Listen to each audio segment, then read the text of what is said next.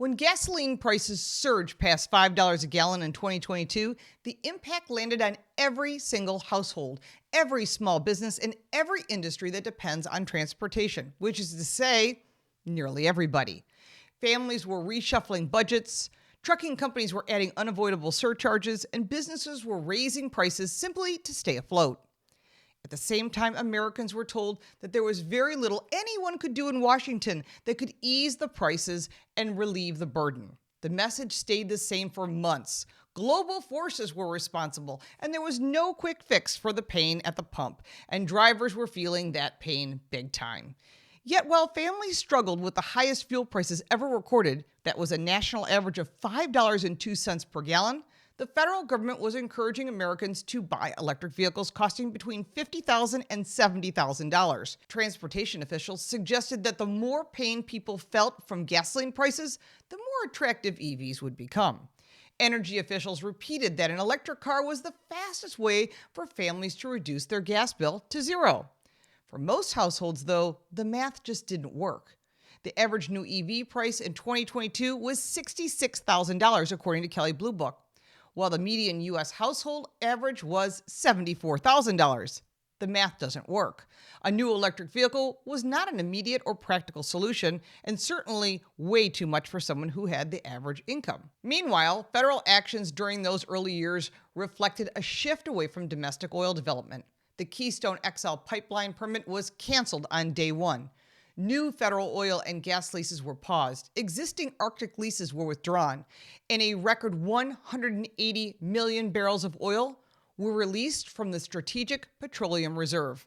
Drilling permits decreased, and U.S. oil fell below 2020 levels despite growing demand. Those choices, combined with refinery constraints and global volatility, kept domestic supply from growing at the pace needed for bringing relief at the pump, and we were told there was nothing that Washington could do. The landscape looks very different today. By late 2025, U.S. energy production had expanded significantly. Federal lands reopened for leasing, permitting became faster, producers were able to meet more of the country's energy needs, and American crude oil production climbed to an all-time high of 13.4 million barrels per day. And the number of active drilling rigs rose substantially from pandemic-era lows. More supply began moving through the system, helping stabilize markets that have been strained for years, and the result is unmistakable. The national average of regular gasoline sits near $3 a gallon, roughly 40% lower than it was at the 2022 peak. And it isn't just a handful of states seeing relief. 18 states are now seeing an average price below $2.75. Drivers in Texas, Oklahoma, Mississippi, and several other states are routinely seeing prices starting with the number 2, a number many thought they wouldn't see ever again. And soon we might even see some states starting with the number 1. That would be impressive. These aren't isolated discounts. They are widespread indicators of strong supply and more balanced market conditions. It remains true that no president can control gas prices outright. Global crude markets, refinery operations, and seasonal demand, transportation costs, and taxes all influence what drivers pay. But federal policy does shape how quickly American energy can be produced, moved, and delivered.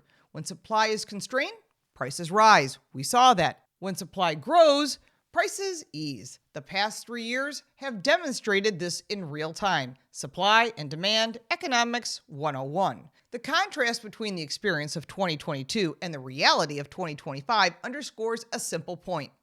Energy policy affects everyday life in immediate, measurable ways.